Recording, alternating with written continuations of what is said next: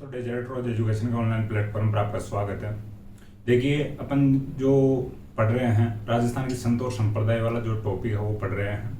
अपनी 2 क्लास हो चुकी है संत और संप्रदाय की। तो उसमें मुख्यतः अपन लगभग 4 संत पढ़ चुके हैं। ठीक है, जैसे अपन जाम्बोजी यानी दादू दयाल जी जो पहली क्लास में पढ़े थे, फिर जो लास्ट क्लास में पढ़े थे जाम्बोजी महाराज और जो जसनाथ जी महाराज और चरणदास जी महाराज। ठीक है, तो आज अपन बात करते हैं आगे यानी लालदास जी महाराज की। यानी सबसे पहले आज बात करते हैं लालदास जी महाराज की और साथ में ही और जो संत भी पढ़ेंगे। ठीक है,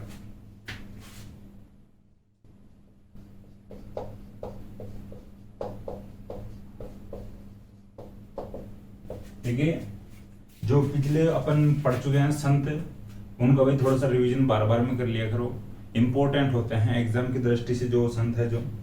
ठीक है, दादू दयाल जी जो और जम्बू महाराज, चरणदास जी महाराज, जसनाथ जी महाराज। ठीक है, तो रिवीजन बार बार करोगे तभी इनके फैक्ट जान पाओगे, सही तरीके से आप क्वेश्चन कर पाओगे, ऑप्शन क्रैक कर पाओगे। इसके बाद में आप आगे बात करते हैं लालदास जी महाराज की। देखिए, इनके पिताजी का नाम था चांदमल। ठीक है, पिताजी का नाम लिख लेना थोड़ा। और इनकी जो माता जी का नाम था समदा। चांदमल इनके पिताजी का नाम था और माताजी का नाम यानी माताजी का जो नाम था समदा था। देखिए, दौड़ी दूब जो अलवर में एक जगह पड़ती है वहां पर इनका जन्म होता है। दौड़ी दूब नामक जो जगह है, जो स्थान है, जो गांव है, ये अलवर में है। तो अलवर के दौड़ी दूब में लालदास जी का जन्म होता है। देखिए, एक जो और स्थान है अलवर में शेरपुर, तो वहां पर इनका जो समाधि स्थल है। ठीक है, जन्म अलवर में होता है, अलवर के दौड़ी दूब नामक स्थान पर। इनकी जो समाधि है अलवर के ही शेरपुर नामक स्थान पर है। तो दोनों, जो जन्म भी अलवर में होता है और जो समाधि भी इनका जो अलवर में ही है, लेकिन जन्म और जो समाधि वाला जो स्थान है अलग अलग है। समाधि शेरपुर में है, जन्म होता है दौली दूब में। देखिए, मुख्य केंद्र की बात करते हैं। मुख्य केंद्र जो नंगला जहाज है। ठीक है, नंगला जहाज अपन पहले भी बात कर चुके हैं नंगला जहाज की। नंगला जहाज जो स्थान है ये भरतपुर में है। देखिए, अपन पहले लोक देवता जब पढ़ रहे थे तो लोक देवता देव बाबा के बारे में पढ़ रहे थे। तो देव बाबा का जो यानी मुख्य केंद्र है वो भी नंगला जहाज नामक स्थान पर है, जो कि भरतपुर में है। ठीक है, नंगला जहाज के ब्रैकेट में आप ले लेना, भरतपुर में है। और ये यहाँ पर लोक देवता जो देव बाबा पढ़े थे उनका भी मुख्य केंद्र है। तो जो लालदास जी का मुख्य केंद्र कहाँ पर है? नंगला जहाज भरतपुर में है। और ये जो तीनों स्थान ध्यान रख लेना भाई, 2 स्थान जो जन्म वाला और जो समाधि वाला तो अलवर में है और मुख्य केंद्र इनका नंगला जहाज में है। इसके बाद में आगे अपन बात करते हैं। देखिए, मेले भी पढ़ लेते हैं। जो मेले होते हैं, जो इनके जन्म स्थान होते हैं, मुख्य केंद्र होते हैं, ये इंपॉर्टेंट होते हैं। जो इनके गुरु भी पूछ लिए जाते हैं कभी कभी। ठीक है भाई, इनके गुरु कौन थे? तो देखिए, मेले की बात आती है तो आश्विन 2 बार बताए हैं। ठीक है, जो 2 बार मेला लगता है इनका, जो 1 वर्ष में 2 बार मेला लगता है। एक तो आश्विन शुक्ल एकादशी को और एक माघ पूर्णिमा को।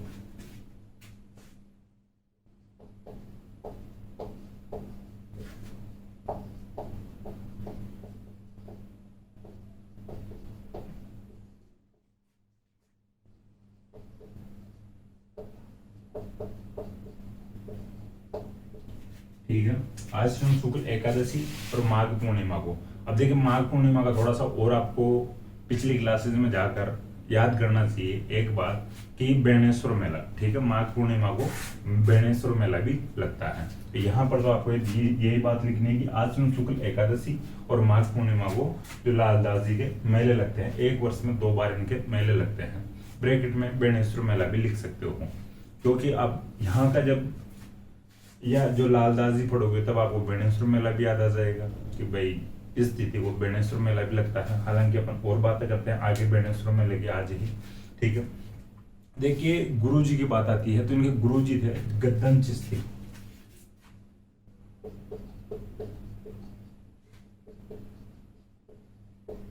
ठीक है, लालदास जी का जो गुरु थे वो गद्दन चिश्ती थे। तो गद्दन चिश्ती के पास एक कोचिंग करने के लिए जाते हैं। तो गद्दन चिश्ती इनको शिक्षा देते हैं या कोचिंग देते हैं। ठीक है, कोचिंग करवाने वाले कोई थे तो गद्दन चिश्ती थे लालदास जी को। इसके बाद में आगे और अपन बात करते हैं तो मेव जाति के लकड़हारे थे। ठीक है, ये डायरेक्ट लिख लेना आप, जो सेंटेंस अगर लिखना चाहो तो लिख लेना। या मेव जाति के, ये जो मेव जाति है, तो मेव जाति के लकड़हारे थे, लकड़ी काटने वाले थे, लकड़हारा लकड़ी काटने वालों को बोलते हैं, तो मेव जाति के लकड़हारे थे। देखिए आप यानी जो लालदास जी महाराज की बात किए हैं, जो समदा इनकी माता जी का नाम था और जो चांदमल इनके पिताजी का नाम था। दौड़ी दूब अलवर में इनका जन्म होता है। शेरपुर जो अलवर में जगह पड़ती है, यहाँ पर इनका समाधि स्थल है। नंगला जहाज भरतपुर में इनका जो मुख्य केंद्र है। आश्विन शुक्ल एकादशी और माघ शुक्ल पूर्णिमा, सॉरी माघ पूर्णिमा को इनके मेले लगते हैं, यानी कि वर्ष में 2 बार मेले लगते हैं। गद्दन चिश्ती इनके गुरु थे और मेव जाति के लकड़हारे थे। देखिए जो मेवात वाला क्षेत्र है, तो मेवात वाले क्षेत्र में इनका प्रभाव अधिक रहता है, ठीक है। जो भी इनका जो जन्म अलवर में होता है, समाधि इनकी अलवर में, हालांकि मुख्य केंद्र नंगला जहाज भरतपुर में है। तो अलवर भरतपुर वाले क्षेत्र को मेवात क्षेत्र अपन बोलते हैं, मानते हैं। तो मेवात क्षेत्र में इनका प्रभाव अधिक रहता है। तो ये भी आप थोड़ा सा लिख लेना, जो सेंटेंस लिख लेना, नोट डाल के लिख लेना कि जो मेवात क्षेत्र में इनका जो प्रभाव अधिक रहता है। देखिए जो ये मेवात क्षेत्र में इनका प्रभाव अधिक रहता है, मेवात क्षेत्र में इनकी कर्मस्थली रहती है। तो फिर ये जो उपदेश भी देंगे तो कौन सी भाषा में देंगे, तो मेवाती भाषा में।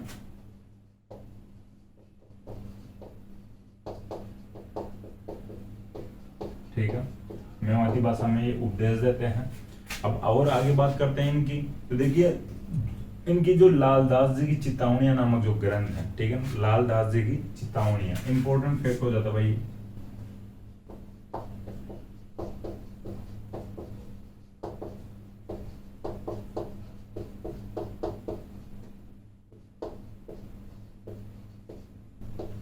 लालदास जी की चितावनियां, तो इनका ग्रंथ है, लालदास जी का जो ग्रंथ है ये इंपॉर्टेंट है।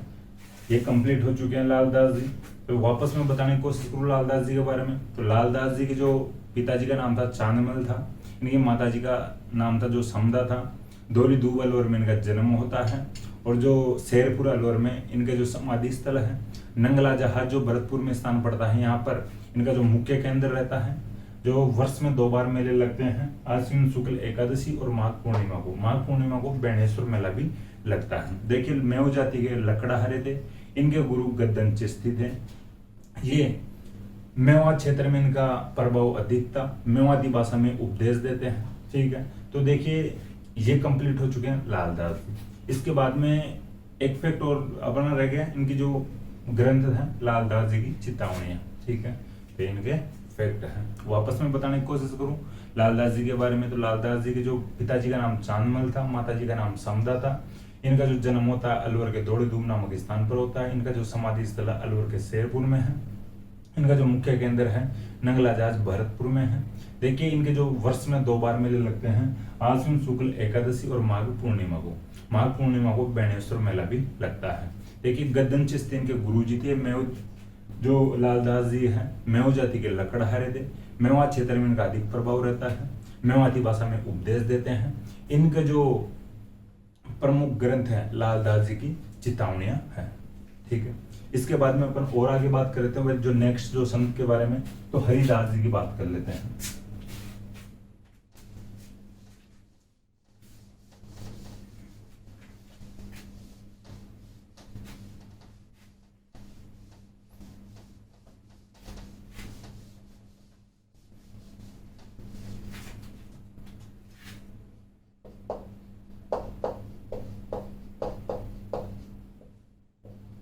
देखिए जो हरिदास जी है, या हरिदास जी जो थे, इनका जो वास्तविक नाम था हरि सिंह सांकला, ठीक है। हरिदास जी का जो वास्तविक नाम था हरि सिंह सांकला था। आप लिख लेना, अगर लिखना चाहो तो ब्रैकेट में हरि सिंह लिख के सांकला लगा लेना। देखिए बात आती है इनकी जो जन्म स्थान की, तो जन्म स्थान इनका है नागौर में एक जगह पड़ती है कापड़ोल, ठीक है। एक कापड़ोल नामक जो स्थान है ये नागौर में पड़ता है, तो यहाँ पर इनका जन्म होता है। देखिए इनके लिए ऐसा कहा जाता है कि ये जो पहले डाकू थे, वैसे अपन पहले बात कर चुके हैं डूंग जी और जौहर जी के बारे में। तो ये लोग जो ऐसे होते थे, पहले जो या तो डाकू थे, तो डाकू जो इनका जो है डाकू वाला काम था, लूटपाट वाला काम था, इसको छोड़कर सही धारा में आ जाते हैं, समाज की जो मुख्य धारा में आ जाते हैं। डूंग जी और जौहर जी के बारे में अपन पढ़ते हैं, उल्टा करते हैं वो काम कि वो पहले सामंत थे और सामंत व्यवस्था को छोड़कर यानी जो लुटेरी जो व्यवस्था में आते हैं, ठीक है, लूटपाट करते हैं। हालांकि उनका जो लूटने का तरीका थोड़ा सा अलग था कि अमीरों को लूटते और गरीबों को बांट दिया करते थे। तो ये थोड़ा सा इनका ये जो क्या बोल सकते, नीति बोल सकते हैं हम, ठीक है। तो ये हरिदास जी पहले डाकू थे, इनके लिए ऐसा कहा जाता है। तो आप लिखना चाहो तो लिख लेना कि जो हरिदास जी पहले डाकू थे, बाद में संत बन गए। इसके बाद में और बात करते हैं इनके बारे में। इनका जो मुख्य केंद्र है, समाधि स्थल की बात करते हैं, जहां पर इनका जो समाधि स्थल है वो इनका मुख्य केंद्र बनता है। डीडवाना नागौर में ही जगह पड़ती है गाडा। देखिए ये जो गाडा नामक स्थान है डीडवाना नागौर में है। अब देखिए ज्योग्राफिकल कंडीशन के अकॉर्डिंग मैं बताने की कोशिश करूँ तो जो डीडवाना और कुचामन वाला जो क्षेत्र है वो आजकल नया जिला बन गया है, ठीक है। नागौर से टूटकर कुचामन और डीडवाना जो एक नाम से बोला जाएगा डीडवाना कुचामन, तो वो नया जिला बन गया है अलग से। तो यहाँ पर अपने को ज्योग्राफिकल जो कंडीशन है, जो भौगोलिक स्थिति है, उसमें उसके पचड़े में यहाँ पर ज्यादा नहीं पड़ना है। आपको ये थोड़ा सा ध्यान रखना है। जो गाडा नामक जो स्थान है, यहाँ पर हरिदास जी का जो मुख्य केंद्र है, जो समाधि स्थल है, ठीक है। गाडा ध्यान रख लेना भाई। जो समाधि स्थल और जो मुख्य स्थल इनका जो रहेगा वो तो गाडा ही रहेगा। अब वो गाडा कौन से डिस्ट्रिक्ट में आता है बाद में देख लेंगे, नागौर में आता है या कुचामन डीडवाना में आता है, थोड़ा आपको तो गाडा पर ज्यादा ध्यान देना है। इसके बाद में बात करते हैं आगे। देखिए जो ये निर्गुण और सगुण भक्ति दोनों प्रकार की भक्ति का संदेश देते हैं।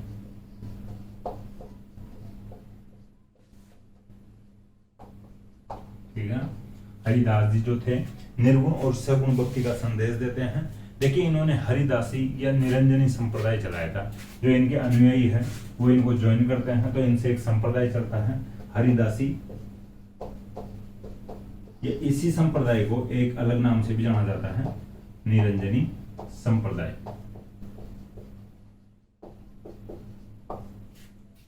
ठीक है, इसके बाद में और अपन बात करें तो इनके जो मुख्य ग्रंथों की बात आती है तो मंत्र राज प्रकाश इनका जो मुख्य ग्रंथ है, और हरिपुरु जी की वाणी।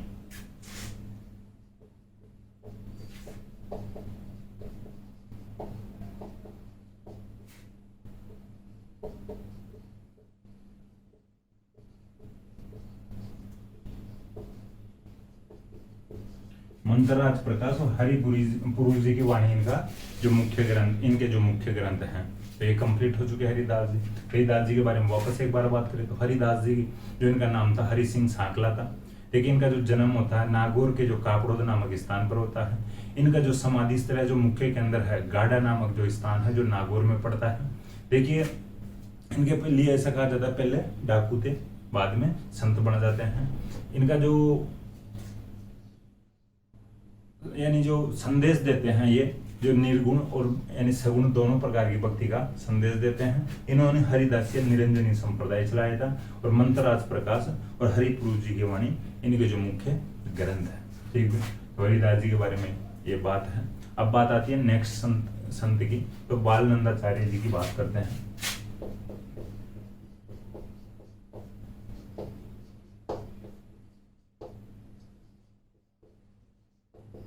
ठीक है, बालनंदाचार्य जी की बात करते हैं। देखिए बालनंदाचार्य जी के लिए ऐसा कहा जाता है कि लश्कर संत कहते हैं इनको। ठीक है, तो क्यों कहते हैं यानी तो मैं वो बताने की कोशिश करूंगा। इनका जो मुख्य केंद्र है लोहारगढ़ झुंझुनू में है। ये लोहारगढ़ जो स्थान है ये है झुंझुनू में। ये गर्ल नहीं है भाई, आप थोड़ा सा वहां पे मत चले जाना। ये लोहारगढ़ है, ठीक है, लोहागढ़ या लोहारगढ़ बोला जाता है। ये झुंझुनू में है, ये जो स्थान है। यहाँ पर ऐसा कहा जाता है कि जो पांडव अपने जो टाइम में जो अपने हथियार रखे थे और हथियारों को यहाँ पर गलाए थे। ठीक है, तो जो हथियार लोहे वगैरह के जो थे उनको यहाँ पर गलाए थे, तो लोहा गलाने के आधार पर यहाँ का जो नाम पड़ा है लोहारगढ़।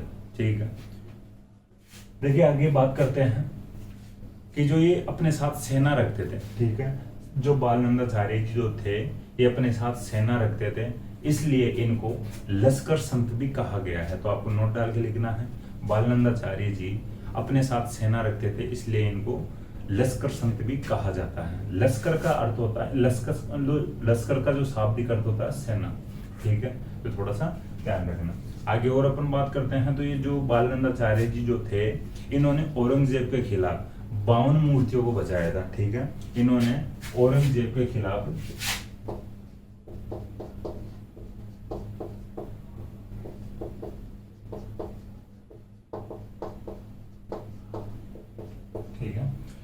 आपको नोट डाल के लिखना है, बालनंदाचार्य जी ने औरंगजेब के खिलाफ 52 हिंदू मूर्तियों को बचाया था, ठीक है।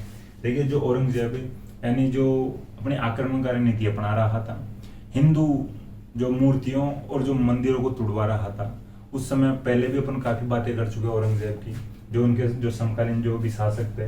तो ये बालनंदाचार्य जी भी औरंगजेब के समकालीन थे। औरंगजेब अपनी आक्रमणकारी नीतियों के द्वारा मंदिरों और मूर्तियों को तुड़वा रहा था, तो बालनंदाचार्य जी 52 मूर्तियों को बचाते हैं औरंगजेब यानी औरंगजेब के आक्रमणों से, ठीक है।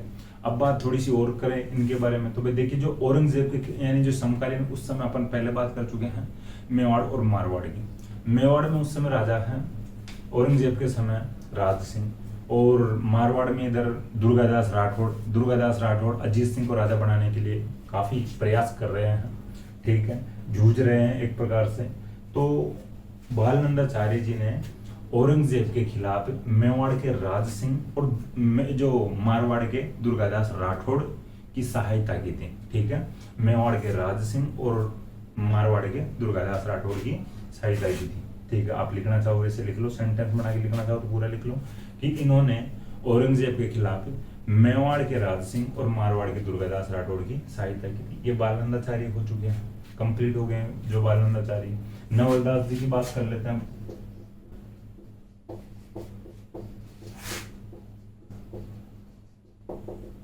ठीक है, जो अगले संत है, जो नेक्स्ट जो संत है, जो नवलदास जी हैं, इनका जो जन्म होता है हरसोलाऊ नामक स्थान पर, जो नागौर में पड़ता है, ठीक है। यह हरसोलाऊ नामक जो स्थान है, यहाँ पर नवलदास जी का जन्म होता है। यह हरसोलाऊ है, नागौर में है। इनका जो मुख्य केंद्र है जो जोधपुर में है, ठीक है। नवलदास जी का जो मुख्य केंद्र है जोधपुर में है, और इन्होंने नवल संप्रदाय चलाया था, ठीक है। इनके नाम से ही जो नवल संप्रदाय चलता है,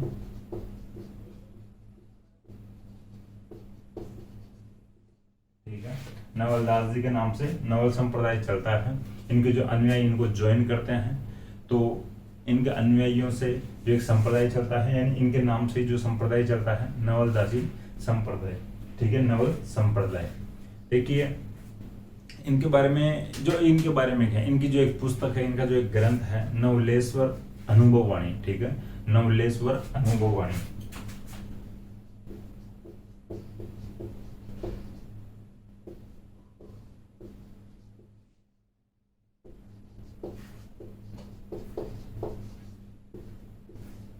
ठीक है, ये नवलदास जी कंप्लीट हो चुके हैं। हरसोलाऊ में इनका जन्म होता है।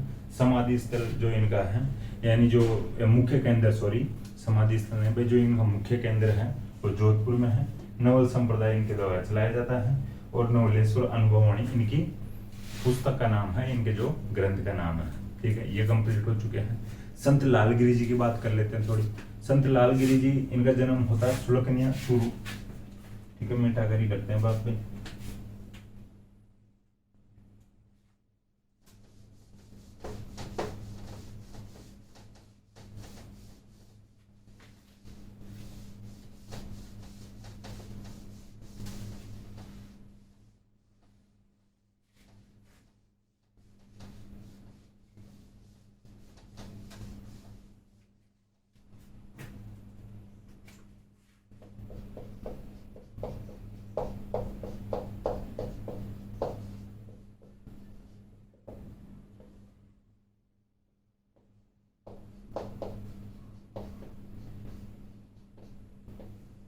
ठीक है, देखिए जो संत लालगिरी जी की बात करते हैं, तो संत लालगिरी जी का जो सुलखनिया नामक जो स्थान है चूरू में पड़ता है, सुलखनिया, ठीक है। सुलखनिया जो चूरू में जगह पड़ती है, या जो स्थान पड़ता है, जो गांव पड़ता है, यहाँ पर इनका जन्म होता है।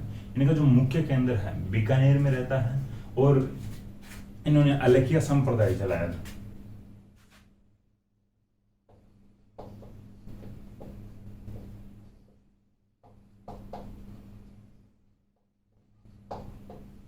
ठीक है,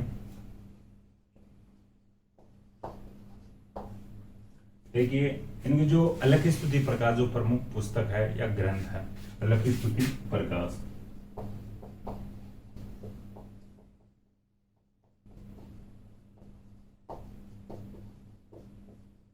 ये कंप्लीट हो चुके हैं। लालगिरी जी कंप्लीट हो चुके हैं। लालगिरी जी इनका जो जन्म होता है चूरू के सुलखने नामक स्थान पर होता है, बीकानेर में इनका मुख्य केंद्र है। अलखिया संप्रदाय इन्होंने चलाया था। अलखी स्तुति प्रकाश इनकी पुस्तक का नाम है। अब पढ़ लेते हैं, संत दास जी पढ़ लेते हैं, 2 फैक्ट उनके भी हैं। दांतड़ा भीलवाड़ा में उनका मुख्य केंद्र गुदड़ संप्रदाय चलाया था। ठीक है, दांतड़ा भीलवाड़ा में एक जगह पड़ती है और जो गुदड़ संप्रदाय चलाया था संत दास जी।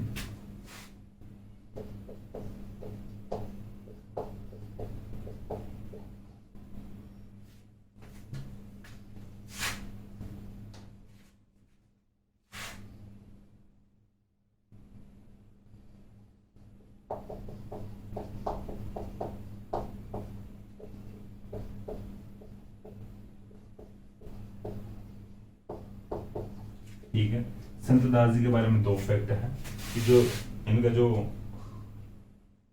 संप्रदाय का नाम तो गुदड़ है और इनका जो मुख्य केंद्र है दांतड़ा में है। दांतड़ा कहाँ पर है? भीलवाड़ा में है। ठीक है, संत दास जी का जो मुख्य केंद्र दांतड़ा भीलवाड़ा में है और इनका जो संप्रदाय का नाम है गुदड़ संप्रदाय है।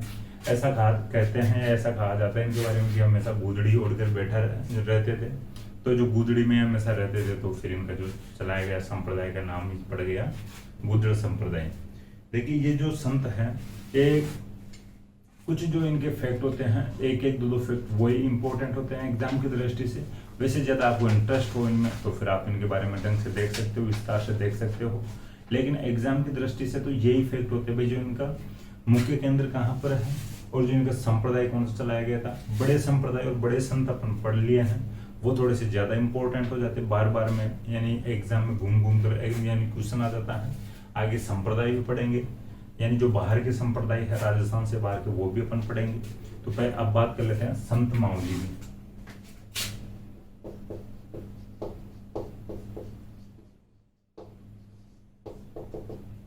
ठीक है, संत मावजी की बात करते हैं।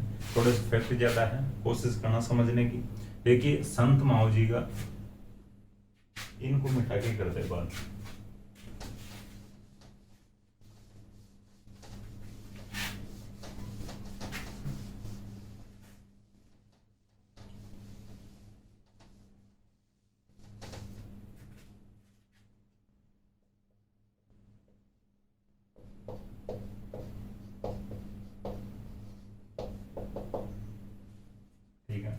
देखिए संत मावजी की जो बात करते हैं तो इनका मुख्य केंद्र है डूंगरपुर के साबला गांव में। ठीक है, मुख्य केंद्र इनका है डूंगरपुर के साबला गांव में।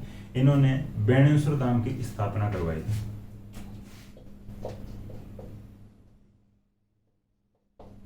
ये साबला गांव जो पड़ता है डूंगरपुर में है।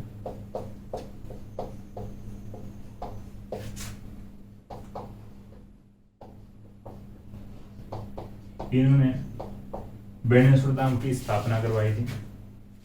जन्म तो इनका जो जन्म या मुख्य केंद्र, जन्म भी यहीं पर होता है साबला में और मुख्य केंद्र भी साबला ही रहता है। ये जो साबला नामक स्थान है डूंगरपुर में है। इन्होंने संत मावजी ने बेणेश्वर धाम की स्थापना करवाई थी।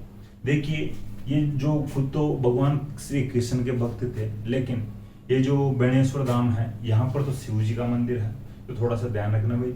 संत मावजी ने बेणेश्वर धाम की स्थापना करवाई थी। बेणेश्वर धाम में जो मुख्यतः शिव जी का मंदिर है और जो संत मावजी यानी भगवान श्री कृष्ण के भक्त थे। देखिए अपन पढ़ते हैं बेणेश्वर धाम में शिव जी का मंदिर है, तो यहाँ पर जो त्रिवेणी संगम भी है, माही सोम और जाखम नदियों का जो संगम होता है, तो 3 नदियां यहाँ पर मिलती है, तो त्रिवेणी संगम कहा गया इसको। नवाटपुरा जो डूंगरपुर में जो स्थान है, नवाटपुरा नामक जो गांव है स्थान है, यहाँ पर जो त्रिवेणी संगम है, यहाँ पर जो बेणेश्वर धाम वाला जो मेला लगता है, माघ पूर्णिमा को मेला लगता है। जो माघ पूर्णिमा को जो मेला लगता है, ये आदिवासियों का कुंभ कहलाता है। क्योंकि यहाँ पर भील जनजाति सर्वाधिक भाग लेती है, बड़ी मात्रा में, बड़ी जनसंख्या में भाग लेती है। ठीक है, तो ये थोड़ा सा अदर फैक्ट था बेणेश्वर धाम के बारे में। तो एक बार वापस में बताऊं, संत माऊ जी ने बेणेश्वर धाम की स्थापना करवाई थी, और जो बेणेश्वर धाम में मुख्यतः शिव जी का मंदिर है, और यहाँ पर माही सोम और जाखम नदियों का संगम होता है, जो त्रिवेणी संगम कहलाता है। देखिए, नवाटपुरा नामक जो गांव पड़ता है, जो स्थान पड़ता है डूंगरपुर में, वहां पर जो मेला लगता है बेणेश्वर का माघ पूर्णिमा को। देखिए, यहाँ इस जो मेले को आदिवासियों का कुंभ कहा जाता है, क्योंकि यहाँ पर बड़ी मात्रा में, बड़ी तादाद में भील जनजाति भाग लेती है। ठीक है, अब बात आती है संत माऊ जी की। तो कृष्ण जी के भक्त थे, भगवान श्री कृष्ण के।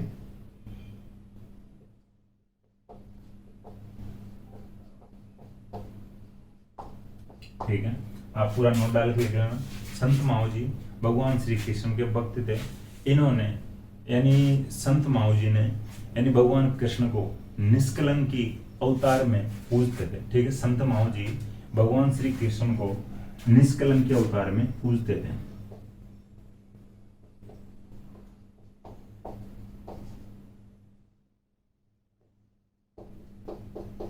ठीक है, संत माऊ जी मानते थे कि भाई जो लोग भगवान श्री कृष्ण के बारे में अलग अलग बातें करते हैं, अलग अलग धारणा बना रखे हैं, जो इनको बदनाम कर रहे हैं फालतू में, भाई उनको परेशान करते थे।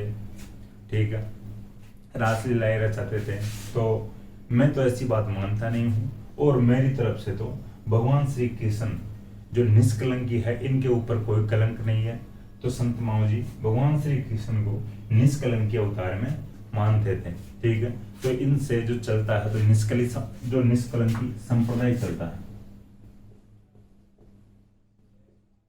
ठीक है, थोड़ा सा लिख लेना सही तरीके से वापस, निष्कलंकी संप्रदाय चलता है संत माऊ जी से एक प्रकार से।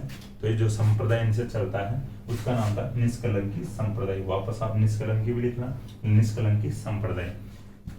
देखिए, जो संत माऊ जी के जो अनुयायी है, निष्कलंकी संप्रदाय को जो ज्वाइन करते हैं, वो इनको जो संत माऊ जी को देखिए भगवान विष्णु के अवतार में पूजते हैं। सॉरी, जो भगवान विष्णु का जो 10वां अवतार है भगवान कल्कि का, तो उसके अवतार में पूजते हैं। ठीक है, इनके जो अनुयायी है संत माऊ जी को भगवान विष्णु के 10वें अवतार भगवान कल्कि के रूप में पूजते हैं।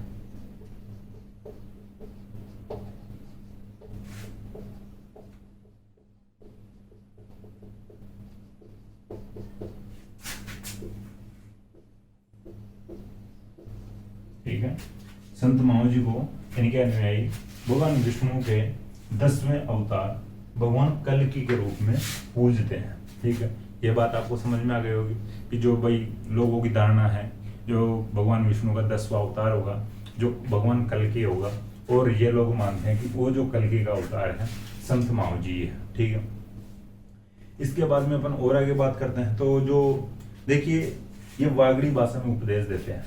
ठीक है, वागड़ी भाषा में उपदेश देते हैं। डूंगरपुर बांसवाड़ा वाला जो एरिया आता है, जो क्षेत्र लगता है, वो वागड़ कहलाता है। डूंगरपुर बांसवाड़ा, थोड़ा बहुत जो प्रतापगढ़ वाला जो क्षेत्र भी, ठीक है, तो मुख्यतः डूंगरपुर बांसवाड़ा वाले जो क्षेत्र को वागड़ कहते हैं। तो यहाँ पर जो बोली भी कौन सी बोली जाएगी, जो भाषा, जो वागड़ी भाषा में जो ये उपदेश देते हैं। ठीक है, यानी आप जो पूरा नोट डाल के लिख लेना, संत माऊ जी वागड़ी भाषा में उपदेश देते हैं। देखिए, इनके जो मुख्य ग्रंथ होते हैं उनको चोपड़ा कहा जाता है। ठीक है, जो इनके मुख्य ग्रंथ होते हैं, संत माऊ जी के जो मुख्य ग्रंथ हैं, इनको चोपड़ा कहा जाता है। देखिए, जो चोपड़े होते हैं, ये इनके 5 चोपड़े हैं। ठीक है, मुख्य रूप से 5 चोपड़े हैं, इनके ग्रंथों को चोपड़ा कहा जाता है। तो ये मुख्य रूप से 5 चोपड़े हैं। तो इनके मैं नाम बोलने की कोशिश करूंगा, आप लिखना चाहो तो लिख लेना, वरना आपकी इच्छा है। ठीक है, तो देखिए, जो प्रेम सागर एक तो चोपड़े का नाम है, प्रेम सागर, मेघ सागर, शाम सागर। ठीक है, प्रेम सागर, मेघ सागर, शाम सागर, रतन सागर और अनंत सागर। ठीक है, प्रेम सागर, मेघ सागर, शाम सागर और जो रतन सागर और अनंत सागर है। ठीक है, 5 चोपड़े हैं, मैंने आपको नाम बता दिए हैं, लिखना चाहो तो लिख लेना।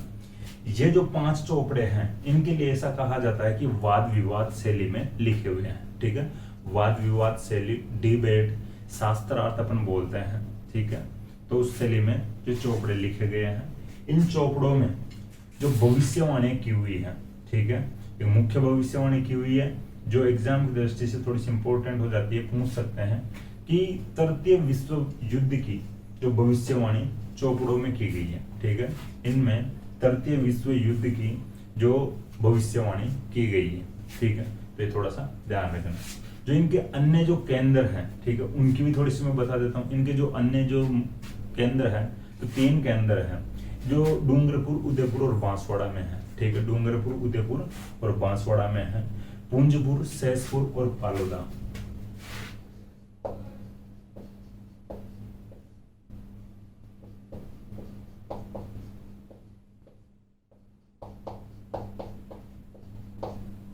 ठीक है, ये 3 जो अन्य केंद्र हैं इनके संत माऊजी के, तो ये जो 3 केंद्र हैं डूंगरपुर, उदयपुर और बांसवाड़ा में है।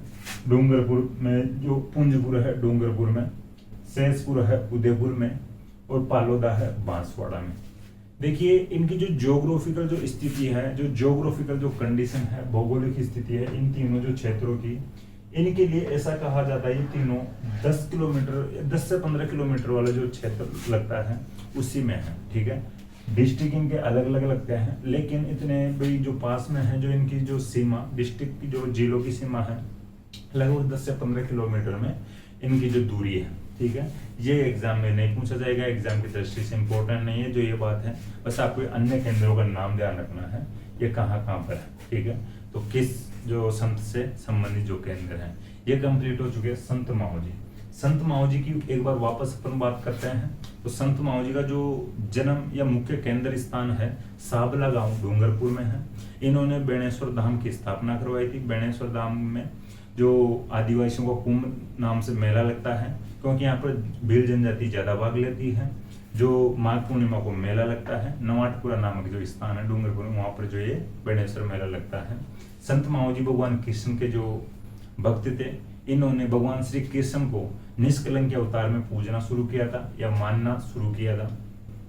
इनका जो संप्रदाय चलता है निष्कलंक संप्रदाय चलता है। देखिए जो ये भगवान श्री कृष्ण को निष्कलंक के अवतार में पूजते हैं, तो जो निष्कलंक संप्रदाय चलेगा या चलता है।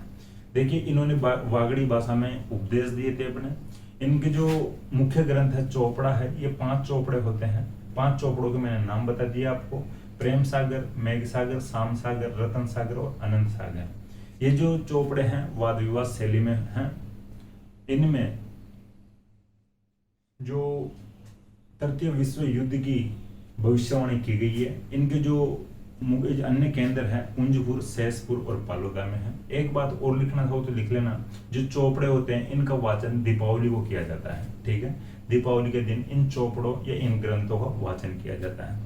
एक बार और अपन बात करते हैं संत माऊजी की। तो संत माऊजी का जो जन्म या मुख्य केंद्र जो है, जन्म वाला स्थान है मुख्य केंद्र, वो साबला गांव डूंगरपुर में है। इन्होंने बेणेश्वर धाम की स्थापना करवाई थी। बेणेश्वर धाम में मुख्यतः शिव जी का मंदिर है। यहाँ पर माघ पूर्णिमा को मेला लगता है, जिसको आदिवासियों का कुंभ कहा जाता है, क्योंकि यहाँ पर भील जनजाति बड़ी मात्रा में, बड़ी जनसंख्या में भाग लेती है। जो नवाटपुरा नामक जो स्थान है डूंगरपुर में, वहां पर बेणेश्वर जो मेला लगता है। संत माऊजी है जो भगवान श्री कृष्ण के भक्त थे। इन्होंने भगवान श्री कृष्ण की जो पूजा निष्कलंक के अवतार में शुरू की थी, या निष्कलंक के अवतार में मानना शुरू किया था। जो इन्होंने निष्कलंक की संप्रदाय चलाया, इन्होंने वागड़ी भाषा में उपदेश दिए। इनके जो मुख्य ग्रंथ, जो इनका मुख्य ग्रंथ चौपड़ा है, चौपड़े 5 है, मेघ सागर, प्रेम सागर और जो है शाम सागर, अनंत सागर और एक जो रतन सागर, ठीक है। तो ये जो चौपड़ों का जो वाचन किया जाता है, इन मुख्य ग्रंथों का जो वाचन किया जाता है दीपावली को किया जाता है, और इनमें तृतीय विश्व युद्ध की भविष्यवाणी की गई है। सहसपुर, पुंजपुर और पालोदा में इनके जो अन्य केंद्र हैं। अब बात करते हैं नेक्स्ट जो संत की, संत धन्ना।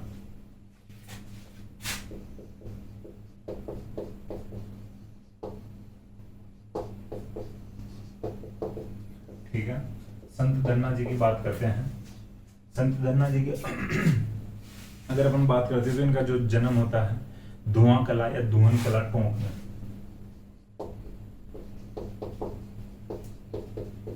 इसको जो धुवन कला भी बोलते हैं, ठीक है।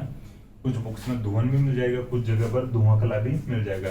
जो स्थान है टोंक में है, यहाँ पर इनका जन्म होता है। इनके गुरु जी थे रामानंद जी थे, ठीक है।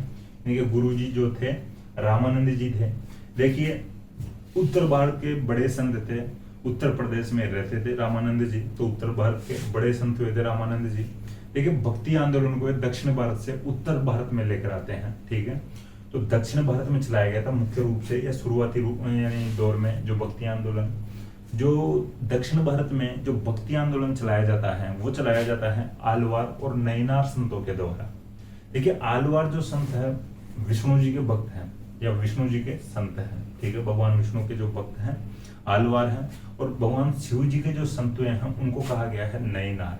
तो नैनार और आलवार संतों के द्वारा दक्षिण भारत में यानी जो भक्ति आंदोलन चलाया गया था, जो दक्षिण भारत में जो आंदोलन चलता है, तो इन जो दक्षिण भारत से इस आंदोलन को यानी भक्ति आंदोलन को जो उत्तर भारत में कोई लेकर आता है सबसे पहले, तो वो लेकर आता है रामानंद जी, ठीक है। फिर देखिए थोड़ा ध्यान रखना, ये उत्तर प्रदेश साइड में रहते थे। फिर राजस्थान में कोई जो भक्ति आंदोलन को लाता है सबसे पहले, तो संत धन्ना लेकर आता है। संत धन्ना रामानंद जी के शिष्य थे, ठीक है। तो फिर राजस्थान में धन्ना ही लेकर आते हैं। देखिए तो संत धन्ना ने राजस्थान में भक्ति आंदोलन की शुरुआत की थी, आप नोट डाल के लिख लेना, ठीक है। तो बात मैंने समझा दिया आपको ढंग से। दक्षिण भारत में चलता है भक्ति आंदोलन, शुरुआत में नैनार और आलवार संतों के द्वारा चलाया जाता है। आलवार और नैनार कौन होते हैं मैं ये भी बता दिया आपको। तो सबसे पहले उत्तर भारत में कौन लेकर आता है, तो रामानंद जी लेकर आते हैं। और राजस्थान में सबसे पहले कौन लेकर आता है, तो संत धन्ना लेकर आते हैं, ठीक है। तो ये ध्यान रखना। इसके बाद में बात करते हैं, तो रामानंद जी हिंदी भाषा में उपदेश देने वाले प्रथम संत थे, ये भी लिख लेना आप थोड़ा ब्रैकेट में। रामानंद जी हिंदी भाषा में उपदेश देने वाले प्रथम संत थे। इसके बाद में और अपन बात करते हैं, तो संत धन्ना का जो मंदिर है, ठीक है, संत धन्ना का जो प्रमुख मंदिर है बोरानाड़ा जोधपुर में है। ये बोरानाड़ा नामक स्थान है जोधपुर में है। तो संत धन्ना का जो प्रमुख मंदिर है, मुख्य मंदिर है, जोधपुर के बोरानाड़ा में है। ये जो संत धन्ना है पंजाब में भी अधिक लोकप्रिय थे, ठीक है, पंजाब में भी लोकप्रिय थे, ये भी लिख लेना। इसके बाद में बात करते हैं, निर्गुण भक्ति का ही संदेश देते हैं, ठीक है। थोड़ा सा ध्यान रख लेना भाई, इधर निर्गुण भक्ति का संदेश देते हैं संत धन्ना। देखिए ये कंप्लीट हो चुके हैं संत धन्ना। तो संत धन्ना के बारे में एक बार मैं वापस बताने की कोशिश करूं, तो संत धन्ना का जो जन्म होता है धुवन कला या धुवन गांव में टोंक में होता है। ये इनके जो गुरु थे रामानंद जी थे। रामानंद जी सबसे पहले उत्तर भारत में जो भक्ति आंदोलन को लेकर आते हैं दक्षिण भारत से। भक्ति आंदोलन सबसे पहले शुरू होता है दक्षिण भारत में, आलवार और नैनार संतों के द्वारा चलाया जाता है। नैनार संत भगवान शिव जी के भक्त थे और आलवार जो थे भगवान विष्णु के भक्त थे। तो ये जो दक्षिण भारत में भक्ति आंदोलन को चलाते हैं, दक्षिण भारत से सबसे पहले रामानंद जी उत्तर भारत में जो भक्ति आंदोलन को लेकर आते हैं। राजस्थान में सबसे पहले जो भक्ति आंदोलन को लेकर आता है रामानंद जी के जो शिष्य संत धन्ना थे, तो संत धन्ना राजस्थान में सबसे पहले भक्ति आंदोलन को लेकर आते हैं। जो संत धन्ना का जो मुख्य मंदिर है बोरानाड़ा नामक स्थान जोधपुर में है। इन्होंने निर्गुण भक्ति का संदेश दिया था, ये पंजाब में भी लोकप्रिय है, ठीक है। तो ये बात कंप्लीट हो चुकी है संत धन्ना की। एक बार मैं वापस बताऊं संत धन्ना के बारे में, तो संत धन्ना का जो जन्म होता है धुवन कला या धुआं कला टोंक में होता है। इनके जो गुरु थे रामानंद जी थे। रामानंद जी उत्तर भारत के बड़े संत हुए हैं। रामानंद जी दक्षिण भारत से भक्ति आंदोलन को सबसे पहले उत्तर भारत में लेकर आने वाले थे। दक्षिण भारत मुख्यतः यानी शुरुआती दौर में दक्षिण भारत में चलाया जाता है, आलवार और नैनार संतों के द्वारा चलाया जाता है। नैनार संत भगवान शिव जी के भक्त थे और आलवार भगवान विष्णु के भक्त थे। दक्षिण भारत से सबसे पहले भक्ति आंदोलन को लेकर आते हैं रामानंद जी उत्तर भारत में, और उत्तर भारत से यानी जो उत्तर भारत में सबसे पहले जो राजस्थान में जो लेकर आते हैं संत धन्ना, ठीक है। तो उत्तर भारत में रामानंद जी और राजस्थान में धन्ना लेकर आते हैं भक्ति आंदोलन को। देखिए इंपॉर्टेंट फैक्ट है जो भक्ति आंदोलन से जो संबंधित है, हिस्ट्री में अगर देखा जाए तो थोड़ा सा समझने की कोशिश करना। मैं चाहूंगा कि मैं एक बार और इसको रिपीट करूँ या एक बार और आपको इसके बारे में बताऊं। तो संत धन्ना के बारे में अपन वापस बात करने की कोशिश करते हैं। संत धन्ना का जो जन्म होता है टोंक के धुआं कला या धुवन कला नामक स्थान पर होता है। इनके जो गुरु थे रामानंद जी थे। देखिए रामानंद जी उत्तर भारत के बड़े संत हुए थे। तो रामानंद जी ने सबसे पहले उत्तर भारत में भक्ति आंदोलन को लाने का जो गौरव प्राप्त किया था। तो भक्ति आंदोलन शुरुआती दौर में दक्षिण भारत में चलाया जाता है आलवार और नैनार भक्तों के द्वारा। आलवार जो भक्त थे भगवान विष्णु के भक्त थे और नैनार भगवान शिव जी के भक्त थे। इनके द्वारा दक्षिण भारत में आंदोलन की यानी भक्ति आंदोलन की शुरुआत की जाती है। रामानंद जी सबसे पहले उत्तर भारत में भक्ति आंदोलन को दक्षिण भारत से लेकर आते हैं। रामानंद जी के जो शिष्य थे संत धन्ना, तो संत धन्ना राजस्थान में सबसे पहले भक्ति आंदोलन को लेकर आने वाले थे। संत धन्ना का जो मुख्य मंदिर है बोरानाड़ा जोधपुर में है। इन्होंने निर्गुण भक्ति का संदेश दिया था। ये जो संत धन्ना है पंजाब में भी लोकप्रिय है। ठीक है, तो ये थोड़ा सा ध्यान रखना। अब नेक्स्ट जो बात करते हैं संत पीपा जी की करते हैं।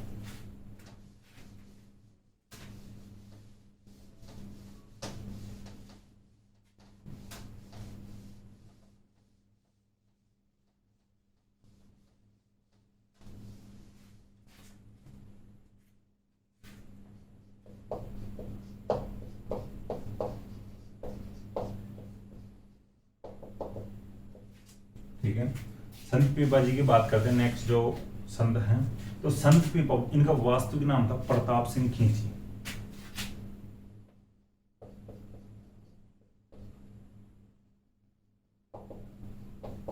अपन देखिए जब टीले और जो दूध पढ़ रहे थे उस समय में बात कर चुके हैं वैसे विस्तार से इनके बारे में। प्रताप सिंह खींची जो कौन थे, तो ये संत पीपा कौन थे, ये किस प्रकार से संत बनते हैं, तो विस्तार से तो अपन बात कर चुके हैं। तो संत पीपा का जो नाम था वास्तविक प्रताप सिंह खींची था। देखिए ये गागरोन के राजा थे। ठीक है, आप ब्रैकेट में लिख रहे हैं ना, ये गागरोन के राजा थे। देखिए जो क्षत्रिय राजा थे, कालांतर में ये अपने छोटे भाई अचलदास खींची को राजा बना देते हैं और खुद संन्यास ले लेते हैं। एक प्रकार से भाई संत बन जाते हैं।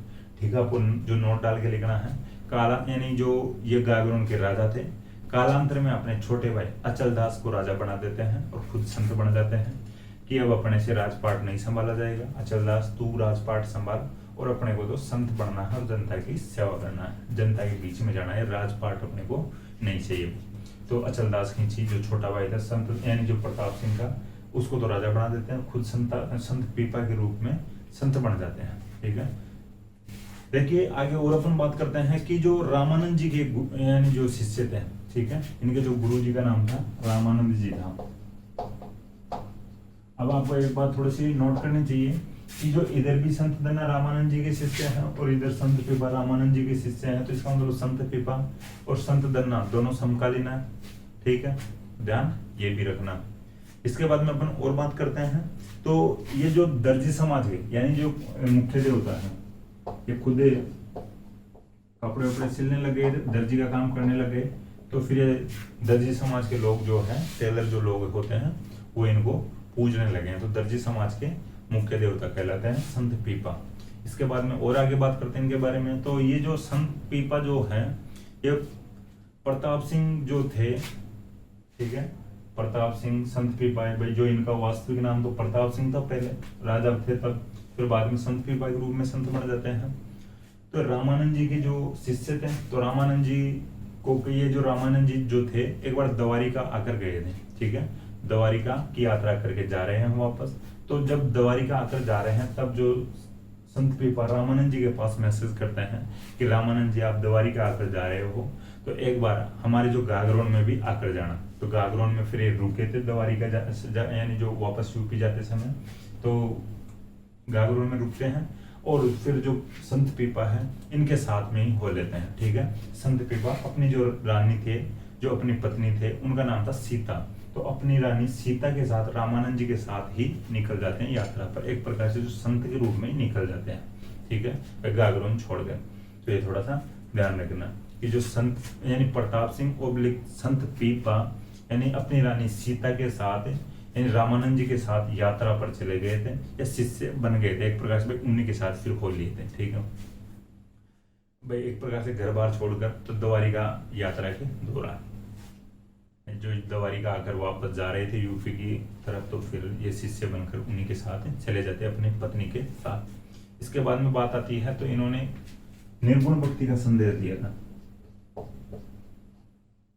ठीक है, निर्गुण भक्ति का संदेश दिया था संत पीपा ने। और आगे बात करते हैं इनके बारे में, तो जो इनके जो मंदिर है समदड़ी बाड़मेर में है, ठीक है, समदड़ी बाड़मेर में है, गुफा है टोडा में।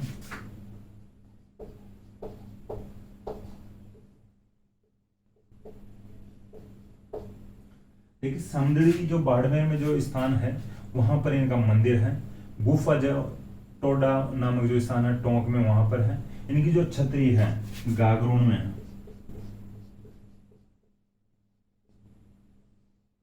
ठीक है, ध्यान रखना। तीनों फैक्ट इंपॉर्टेंट है। समदड़ी जो बाड़मेर में है, जो समदड़ी नामक स्थान है, जो गांव है, यहाँ पर इनका मंदिर है संत पीपा जी का। टोडा नामक जो स्थान है टोंक में, यहाँ पर संत पीपा की गुफा है।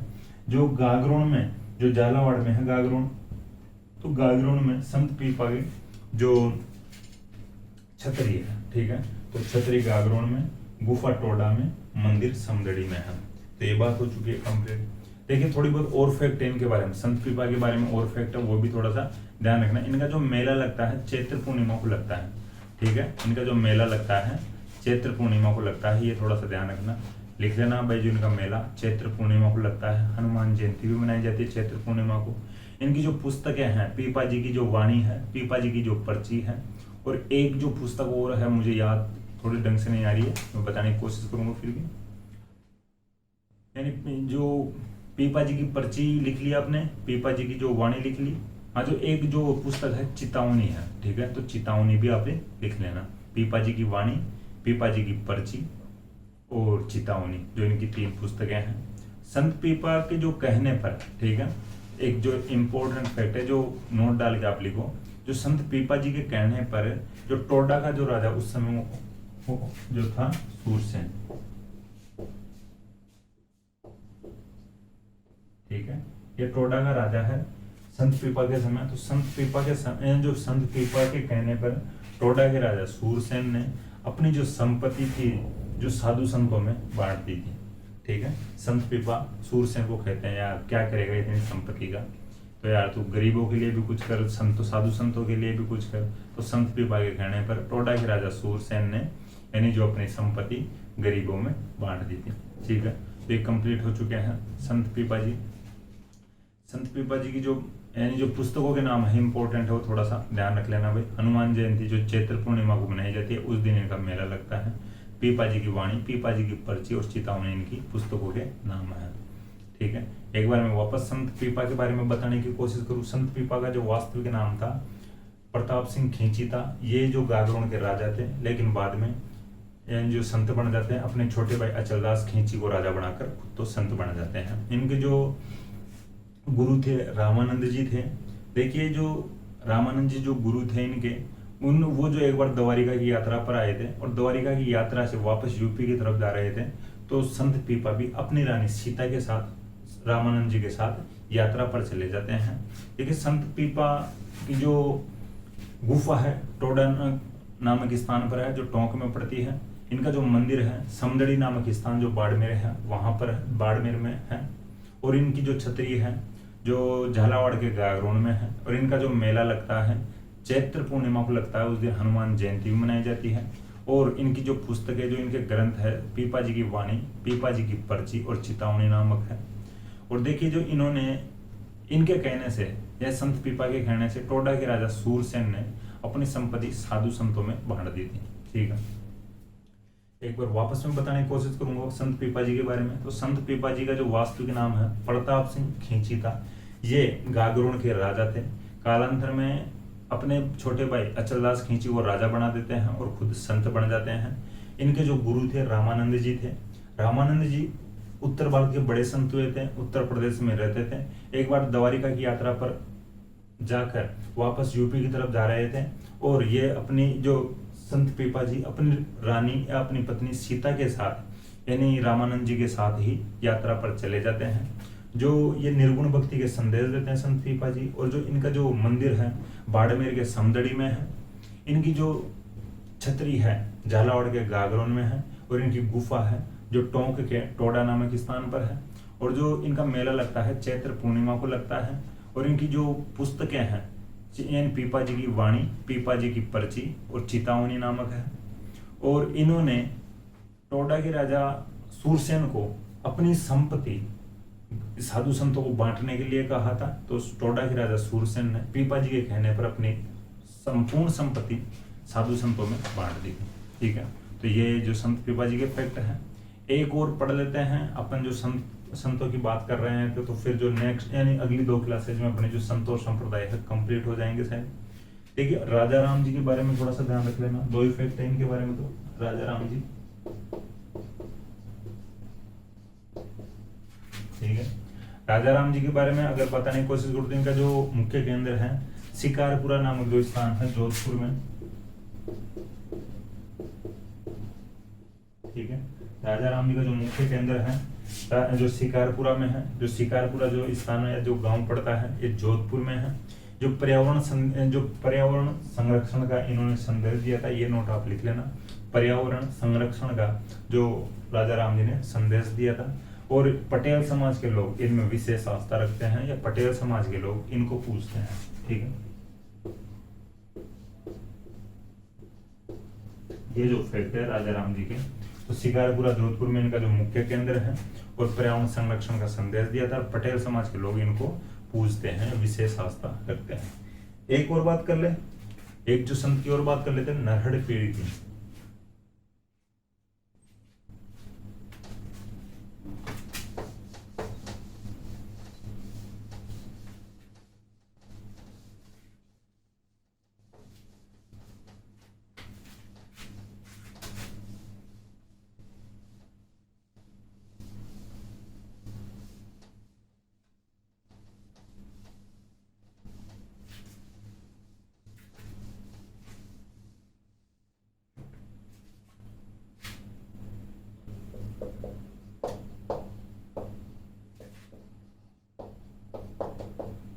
ठीक है, आज के जो अंतिम संत भाई नरहड़ पीर।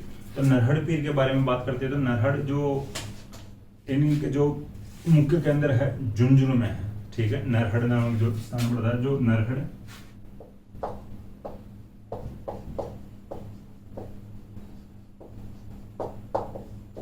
ठीक है, इनका जो मुख्य केंद्र है नरहड़ झुंझुनू में है। देखिए हिंदू मुस्लिम एकता को बनाए रखने के लिए संदेश देते हैं। ठीक है, हिंदू में मुस्लिम एकता को जो प्रोत्साहन देते हैं, एक प्रकार से हिंदू मुस्लिम एकता के लिए प्रयास करते हैं। तो आप नोट डाल के लिख लेना, हिंदू मुस्लिम एकता के लिए ये प्रयास करते हैं। मेला इनका कृष्ण जन्माष्टमी को लगता है।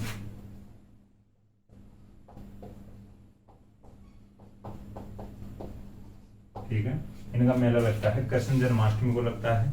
इसके बाद में बात आती है इनका जो अन्य नाम है। ठीक है, जो इनका अन्य नाम है, इनको अन्य नाम से भी जाना जाता है, हजरत शक्कर बाबा। ऐसा कहा जाता है कि इनका जो मेला लगता है कृष्ण जन्माष्टमी को, उस मेले के दिन, इनके जो मेले के दिन यहाँ पर एक खड्डा है। ठीक है, और ये जो खड्डा है अपने आप ही शक्कर से भरने लग जाता है। ठीक है, लेकिन आज के लिए अब ये खड्डा शक्कर से नहीं भरता है भाई। ठीक है, क्यों नहीं बढ़ता है? ऐसा कहा जाता है कि ये जो खड्डा शक्कर से बढ़ने लग गया था, तो बाद में या कालांतर में यहाँ के कुछ लोग इस शक्कर को निकाल कर बेचने लग गए थे।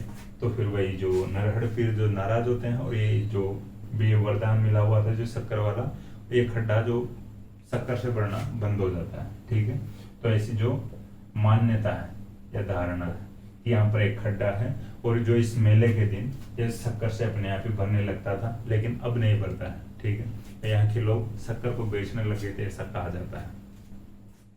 देखिए इनको बागड़ का धनी भी कहा जाता है।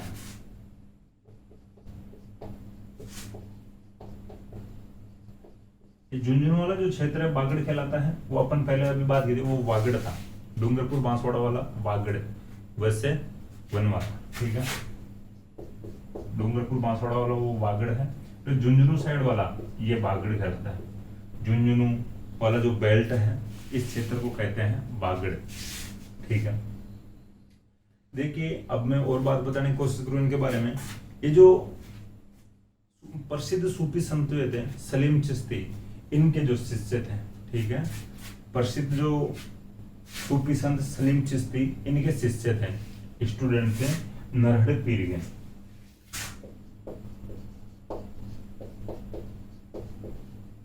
अब देखिए एक बात बताऊं मैं आपको, जो अकबर बादशाह था, ठीक है, अकबर जो बादशाह था वो भी सलीम चिश्ती के ढोंग लगाता था, ठीक है, सलीम चिश्ती के ढोंग लगाता था, या सलीम चिश्ती को अकबर भी मानता था। और अकबर ऐसा मानता है कि उनके जो सलीम नामक जो बेटा जन्म लिया था, जो आगे चलकर जो जहांगीर के नाम से बादशाह बनता है, जहांगीर का वैसे बचपन का नाम सलीम ही था, तो अकबर मानता है कि जो सलीम का जो जन्म होता है उनके, एक प्रकार जो जहांगीर बोल सकते हैं अपन कि जहांगीर का जन्म होता है सलीम चिश्ती के आशीर्वाद से हुआ है। तो सलीम चिश्ती के आशीर्वाद से जहांगीर का जन्म होता है, तो इनके नाम के आधार पर ही जो बचपन का नाम जहांगीर का सलीम रखा गया था, ठीक है, ये बात है समझना आप। अकबर भी सलीम चिश्ती को ढोंग लगाने जाते थे, या अकबर भी सलीम चिश्ती के ढोंग लगाने जाता था, और उसमें ये सलीम चिश्ती में अपनी जो आस्था रखता था। जो सलीम चिश्ती के गुरु कौन है? नरहड़ पीर, नरहड़ पीर के जो शिष्य हैं सलीम चिश्ती, ठीक है, जो समझ में आ गई होगी। ये कंप्लीट हो चुकी है आज की क्लास, और फिर नेक्स्ट जो भी संत और संप्रदाय है वो नेक्स्ट क्लास में अपन पढ़ेंगे। एक बार नरहड़ पीर के बारे में वापस बताने की कोशिश करूँ। नरहड़ पीर का जो मुख्य केंद्र है नरहड़ नामक जो स्थान झुंझुनू में है। देखिए जो इन्होंने हिंदू मुस्लिम एकता को प्रोत्साहित किया था, या हिंदू मुस्लिम एकता को बढ़ाने या बढ़ावा देने का प्रयास किया था। इनका जो मेला लगता है कृष्ण जन्माष्टमी को लगता है। देखिए इनको अन्य नाम जो हजरत शक्कर बाबा के नाम से भी जाना जाता है, हजरत शक्कर बाबा के नाम से भी जाना जाता है, और इनको बागड़ का धनी भी कहा जाता है। इनके जो शिष्य थे सलीम चिश्ती थे, ठीक है, सलीम चिश्ती के गुरु थे नरहड़ पीर। सलीम चिश्ती में अकबर जो बादशाह था वो भी अपनी आस्था रखता था, ठीक है। अकबर जो मानता था कि जो सलीम का जो जन्म या जो अपने बेटे जहांगीर का जो जन्म होता है सलीम चिश्ती के आशीर्वाद से होता है, और सलीम चिश्ती के आशीर्वाद के कारण जहांगीर का बचपन का नाम सलीम रखा जाता है, ठीक है। तो अब नेक्स्ट क्लास में अपन मिलते हैं, तब तक के लिए थैंक यू।